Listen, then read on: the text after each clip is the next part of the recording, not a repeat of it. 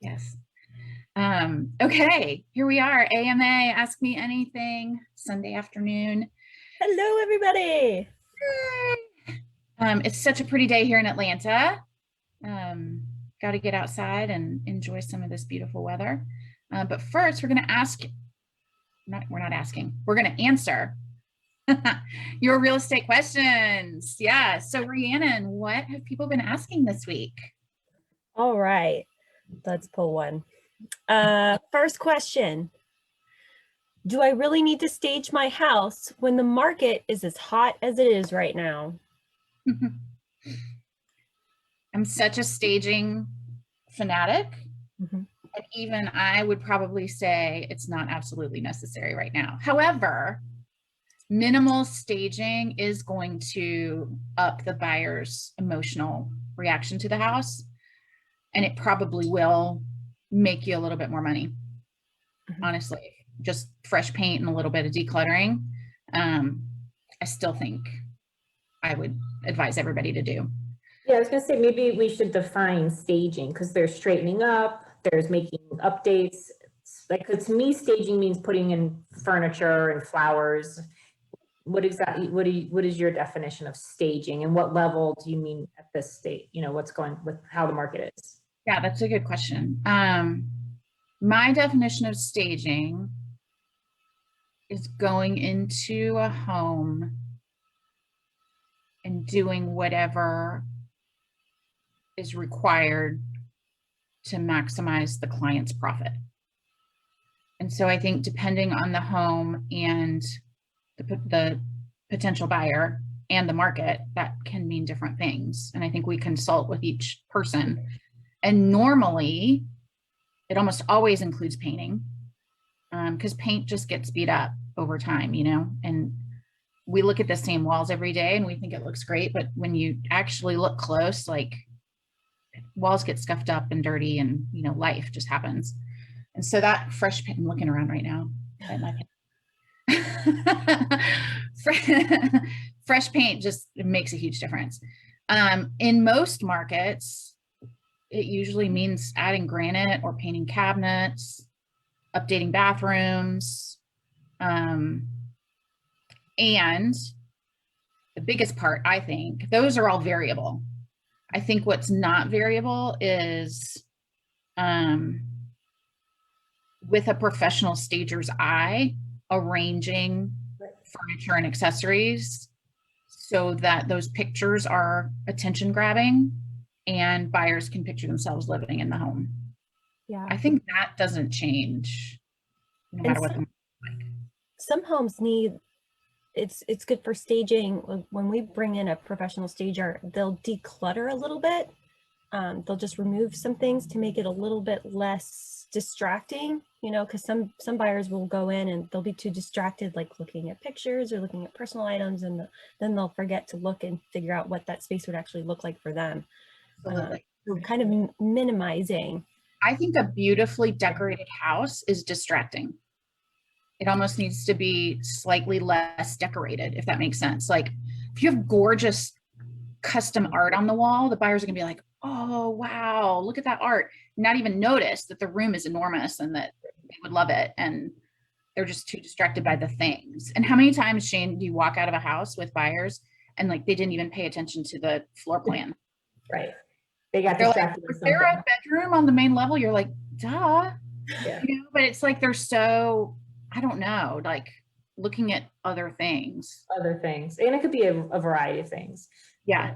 Yeah. But I think to sum up the whole question is, in this market, someone isn't interested in painting, putting in granite, I think it can still work, unless, you know, but I think still the decluttering and the basic, like you said, the basic staging of having things in the right place, having the right accessories still will help you get top dollar. Mm-hmm. Yeah. Because there are still houses that aren't selling, and I've taken buyers to see houses that they don't want to buy. Yeah. It's not like any house is going to get 20 offers. There's still, like you always say, if it's in a real bad location, ugly houses, then not necessarily going to sell. Right. So it's still on a case-by-case basis. But in general, people are seeing they don't need to do the painting and the carpets and the granite to sell. Mm-hmm. Yep. but you still can't walk in a house and have toys all over the floor and dirty laundry in the closet, you know, you still don't want that. Yeah, no dirty dishes. Dirty dishes, yeah. Tommy and I went and looked at a house as an investment once that had like 6 pairs of dirty men's underwear on the bathroom floor. Oh, Like, even though we were going to gut it, I was still just couldn't. Right. that Right. sticks with you. There's still limits. Yeah. There is. That kind of state still required. Pick up your underwear. Yes. Yeah. You don't want that. I went to an open house that had underwear laying on the floor. An open house. How did the agent not walk through when she was turning all the lights on and catch? Tell her, I'm like, just so you know, there's some underwear in the master suite. FYI. That's almost as bad as, which one of you went to an open house and you guys like, you saw clothes on the floor and like there were people actually doing it? The wine glasses on the kitchen counter and the trail of clothing to the closed bedroom door. With me and my clients, that was me. It was with Dell. They did not get the message that there was a showing appointment. Their agent did not let them know. Or maybe they were a little excited about the showing appointment. They were celebrating. Who It knows? was in the afternoon. Come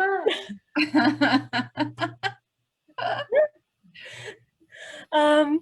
Okay. All right. I know that there was one that I think I can tie into what we were just talking about. Okay.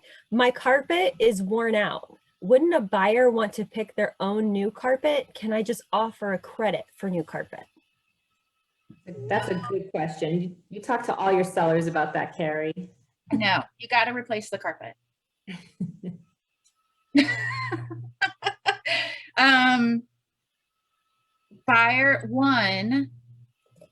Buyers are jeeved out by gross carpet, so that it just gives them an icky feeling throughout the house, and they may not even identify that it's because the carpet's gross.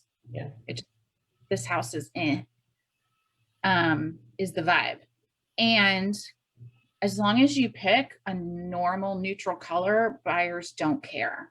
In fact, they're probably like happy to not have to go through the angst of selecting a carpet color, because looking at 12 different beiges and trying to decide which one you want is effort.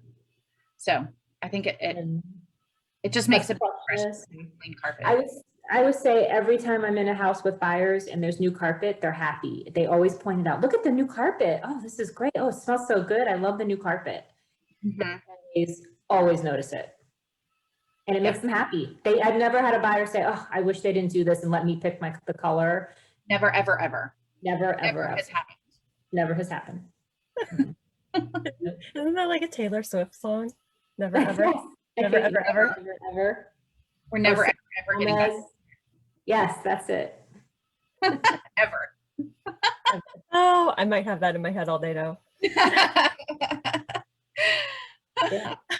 And actually yesterday I was showing a house that had new carpet and they asked us to take our shoes off because it was new carpeting and the carpet was very plush, and the buyers and I were actually commenting as we were walking on it, wow, this is so luxurious. I love this carpet. This feels so good. And it gave us warm fuzzies for the house just because the carpet felt so good and nice and new and smelled good. And so yeah, you have a big impact.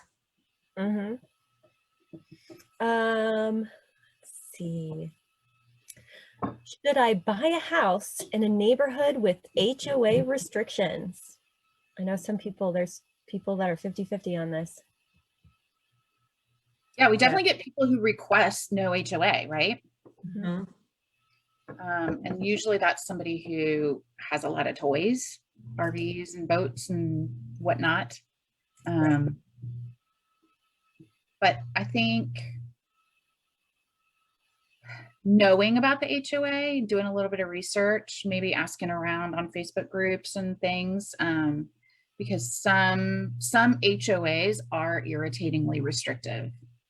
And some people like that and want that, and some people find it intrusive. So it's kind of depends on, what your tolerance for that is. And most HOAs really are just going to keep like an architectural standard to keep houses from looking really junky, right? Mhm. So that is a bonus. Now, if they dictate the exact color of mulch you have to get, that might be Right. overbearing. So I think there's a culture. Each HOA has kind of its own culture. Yeah, So I they know, they can definitely vary. your husband's on the HOA, right, Shane? Yes, Yeah. yes. He's the president of our HOA this year. So I feel like your neighborhood always looks nice. Like, does he ever have to call people out for not mowing their lawn for too long? Yeah, well, we have an architectural committee and they walk the neighborhood probably every month and you'll get a letter in your mailbox. If your mailbox is full of mold, if if you have a tree down that you haven't removed, something like that. If you have an RV parked. So, yeah, there are committees that look out for things. But I think everyone in general is happy with it, you know? Yeah. See, our And- neighborhood does not have mandatory HOA. We have $150 a year that contributes to sign maintenance and a party and things like that. But I would say that the city of Roswell city ordinances are restrictive enough that if you have a neighbor that has junk piled up, you can have the city come and cite them or whatever. So. Well, it also can come in handy. So we have a new neighborhood going up next to ours where there was a person sold about 3 acres. They had a house in about 3 acres. And it's going to affect our neighborhood with drainage issues. And so there were about 5 houses that back to it. And having an HOA there to fight that and work on it. And we've hired lawyers and engineering experts. So in that case, the HOAs there to protect those homeowners from something. Yeah, that's nice that the homeowners don't have to do all that work. You know, Yeah. there's someone taking care of it. So sometimes HOAs can I help see you. Dawn Wallace is on. I wonder if she's been on the whole time talking about staging. Dawn is one of our stager friends. Hi, Dawn. Amy Kaiser's on. She knows that a house with dirty carpet Amy. is not good. So you guys make sure to ask us any questions. Amy's gonna ask, Also, where's my house? Where's the During the perfect week, house? watch our stories because we always put up a couple posts asking for questions throughout the week. So that's where most of our questions come from. What else? All right. Ask? Next question. Is it profitable to own an Air B&B property? I hope so. Because we just bought one. And it should be properly staged, right, Don? So I've taken a few courses on Airbnb ownership, and there are some strategies to what to buy, right? That people will want to stay. Although I also have heard speakers say that just a regular old suburban house rents well. Like people want to come to Atlanta for business, or they don't necessarily need to be able to walk to the Braves game, for example, or be right in Midtown or something fancy. Now this first one we bought on Lake Allatoona, so we're hoping that recreational aspect of it will help us. But I think from what I've heard, any old house will Airbnb, and there's actually a service that I subscribe to called Air DNA, and you kind of look up Airbnb comps, so you can see they go behind the data of Airbnb and Verbo. I always thought it was VRBO, and then they have that TV commercial now. It says Verbo. It's so weird. Yeah, I thought it was helpful for people like us though that are like, okay, how do we say that? How do we say that? Apparently, it's Verbo. Yeah, an acronym. But the software goes and it tells you exactly how many nights it's rented, and not just calendar blocked off, because you can go and look at the calendar, but some of that the owner may have blocked off. So it has actual nights rented and how much was paid for that night rented.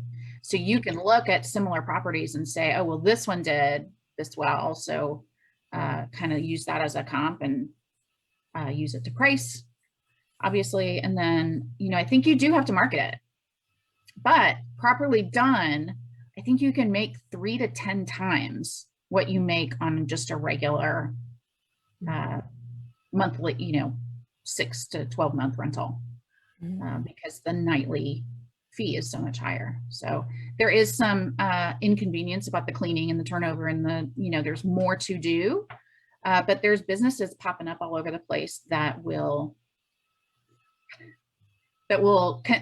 do those things for homeowners that want to do short-term rentals like that. So sorry, I got a little distracted by the football player in the background. That's one of the things that I liked about, and I know I've mentioned this to you guys before, about that one show called Cash Pad. I don't think that they're bringing it back for a second season. I don't know why, because I really enjoyed watching it. And it was specifically on creating Airbnbs and the ROI on them. And I learned so much just from that one season. It was really interesting. So I need to come there and watch that. I figured out it's on Hulu. So anybody wants to go watch the old Crash Pads, they're on Hulu. And what did I say about that? I don't remember. Yeah, I think there's little tips. A girl that I was watching on a webinar, she was saying, make sure like your sheets and your linens are really high quality. The temptation is to cheap out because they might get messed up. But she said, make sure that, think about when you stay somewhere, you want things to be nicer, and to do special touches that are memorable. It's almost, hospitality, because you're looking for those 5-star reviews, which, can boost you up in the searches. Right. We'll read those reviews, obviously, before they book. So, and crawling into a nice, cozy, comfy bed at the end of the day is a big thing. Totally. So don't cheap out on the mattress and the sheets and things like that. So interesting. But now that there's service providers that can kind of help you flip the rentals, I think that that's going to become more and more of a thing, especially as we open up here. I think people are ready to travel. Oh yeah.